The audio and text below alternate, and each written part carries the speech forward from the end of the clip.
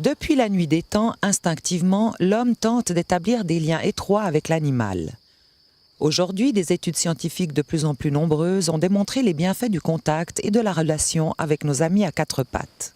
L'association Pattes Tendues a été fondée en 1999. Sa mission est de former des équipes constituées d'un animal et de son propriétaire. Ces équipes effectuent des visites gratuites en milieu hospitalier, EMS et autres institutions afin que patients, résidents et pensionnaires gardent un lien avec l'extérieur et ce, grâce au contact qui se crée avec le chien, chat ou lapin.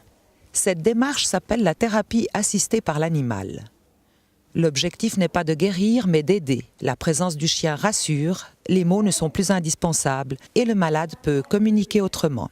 60% des personnes atteintes d'Alzheimer vivent dans une solitude totale. Elles sont coupées du monde. L'animal devient alors un trait d'union exceptionnel, un vecteur d'émotion.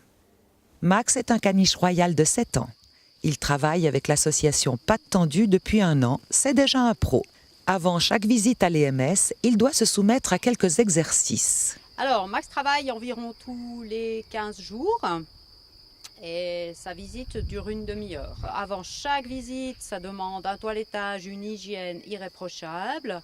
Après, une petite concentration, répétition d'éducation. Et puis après, une grande balade en forêt pour se défouler quand même. Et j'ai de plus en plus l'impression que Max apprécie ce travail. Il y va de plus en plus content. Il manifeste sa joie en se tortillant. Il fait la fête aux résidents.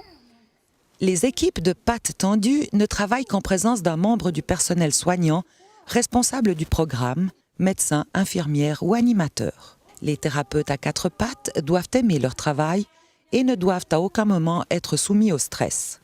Pendant les visites, les conducteurs doivent guider et protéger leurs coéquipiers thérapeutes. L'animal et ses besoins doivent être respectés.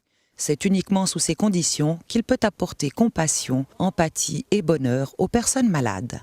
Et ça marche! Il n'y a qu'à regarder les réactions de Marie-Rose en présence du chien ou à écouter les réponses de Betty et Suzanne lorsqu'on demande ce que leur apporte Max. Même pour moi, c'est quelque chose qui m'apporte beaucoup. Oui. Beaucoup de plaisir, beaucoup de joie. Je ne vous raconterai pas tout. De plus en plus d'établissements sollicitent la présence des équipes de Pattes Tendues.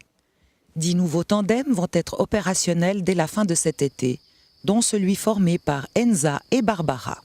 Alors Enza a passé les sélections. La dernière sélection qui a été faite en Valais, il y a 7 chiens qui se sont présentés, ça a été la seule qui a été retenue.